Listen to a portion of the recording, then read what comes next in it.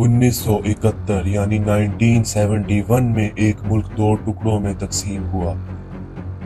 दुनिया ने देखा कि एक कौम अपने भाइयों से लड़ाई लड़ रही थी, मगर ये जंग उस दिन शुरू नहीं हुई थी।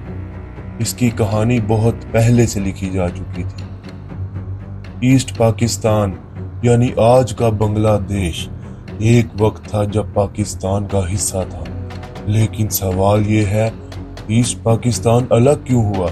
क्या ये सिर्फ एक साजिश थी या फिर हमने अब खुद अपने हाथों से इस साजिश को अंजाम दिया?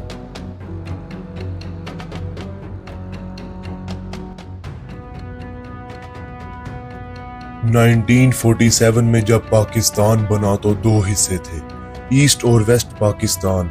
दोनों के दरमियान हजारों किलोमीटर का भारत था। जुबान अलग, तहजीब अलग और सियासी सोच भी अलग। मगर मसला सिर्फ फासले का नहीं था, मसला था ना बराबरी का।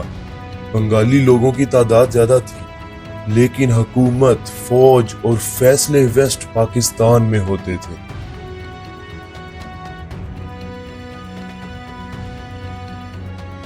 (1948) में कायदे आजम ने कहा कि मुल्क की सिर्फ एक जुबान होगी और वो थी उर्दू। लेकिन बंगाली पाकिस्तान का सबसे बड़ा लासानी ग्रुप था जो उर्दू नहीं बोलता था। यहाँ से नफरत की एक बुनियाद रख दी गई। 1952 में जब स्टूडेंट्स ने प्रोटेस्ट किया तो उन पर गोली चला दी गई और पहली मर्तबा आजादी का नारा उठा ईस्ट पाकिस्तान में। अमर भाइयों रोक तो दिए, बंगला के मुखरो रेखे चे। हमने बंगला को बचाने के लिए अपना खून दिया। We gave our blood to preserve बंगला। ये वो नारा था जो 1952 में उठा था। 1950s और 60s में पाकिस्तान की इकोनॉमी बढ़ रही थी, लेकिन इस तरक्की का ज्यादा हिस्सा वेस्ट पाकिस्तान ले रहा था। ईस्ट पाकिस्तान 56% आबादी का मालिक था, लेकिन सिर्फ 30% बजट मिलता था। जूट, टी और राइस ईस्ट पाकिस्तान के प्रोडक्ट्स थे, लेकिन मुनाफा वेस्ट पाकिस्तान में जाता था। बंगाली लोग कुछ यूं कहा करते थे, हमने जंगल काट के घर बनाए, लेकिन हुकूमत ने हमें अंधेरा दिया। अयूब खान का मार्शल लॉ और उसके बाद वेस्ट पाकिस्तान का सियासी गलबा ईस्ट में नफरत बढ़ाता गया। 1966 में शेख मुजीबुर रहमान ने अपना 6 पॉइंट एजेंडा दिया, जिसमें मुकम्मल खुद मुख्तारी का मुतालबा था, लेकिन इसे गद्दारी कहा गया। 1970 के इलेक्शन में अवामी लीग ने क्लियर मेजॉरिटी हासिल की।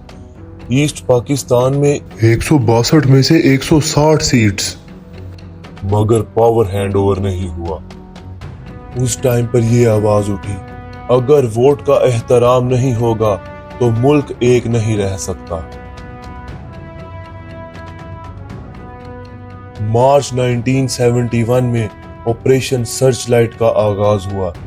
ढाका यूनिवर्सिटी, पॉलिटिकल एक्टिविस्ट और बंगाली अवाम के खिलाफ क्रैकडाउन। हजारों लोग शहीद हुए। लोगों ने पाकिस्तान आर्मी को कासिब समझना शुरू कर दिया। ये सिविल वॉर बन गई और इंडिया ने इस मौके का फायदा उठाया। इंसानियत का लहू सस्ता हो गया था, सिर्फ सियासत महंगी थी। 1971 के आगाज तक ईस्ट पाकिस्तान एक ऐसे दर्द का नाम बन चुका था जहां हर रोज नई कहानी लिखी जा रही थी, जुल्म, बगावत और खौफ की। और इसी हालात में इंडिया ने मुदाखलत का फैसला किया। इंडिया ने इस कॉन्फ्लिक्ट को ह्यूमैनिटेरियन क्राइसिस का नाम दिया। वजह यह बताई गई कि ईस्ट पाकिस्तान से लाखों बंगाली रेफ्यूजीज भारत के अंदर आ रहे थे, जिन्हें संभालना मुश्किल हो रहा था। लेकिन असल वजह इंसानी हमदर्दी नहीं थी, ये भारत के लिए एक मौका था पाकिस्तान को अंदर से कमजोर करने का और एक नया स्ट्रेटेजिक अलायंस बनाने का साउथ एशिया में। Indian prime minister Indira Gandhi ने मुकम्मल डिप्लोमेटिक और मिलिट्री प्लानिंग के जरिए दुनिया को कन्विंस किया कि इंटरवेंशन जरूरी है।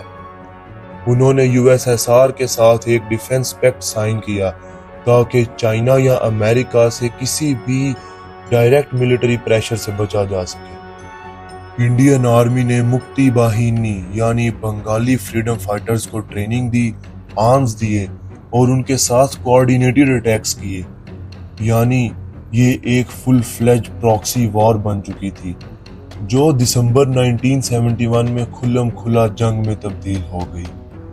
पॉलिटिक्स की शतरंज में इंसान सिर्फ मोहरे बन जाते हैं। 3 दिसंबर 1971 को पाकिस्तान ने पहले एयर स्ट्राइक्स किए वेस्ट बॉर्डर पर, जिसका जवाब इंडिया ने फुल स्केल वॉर से दिया। भारत की फौज 3 मोर्चों से ईस्ट पाकिस्तान में दाखिल हुई और सिर्फ 13 दिनों में ढाका के अंदर पहुंच गई।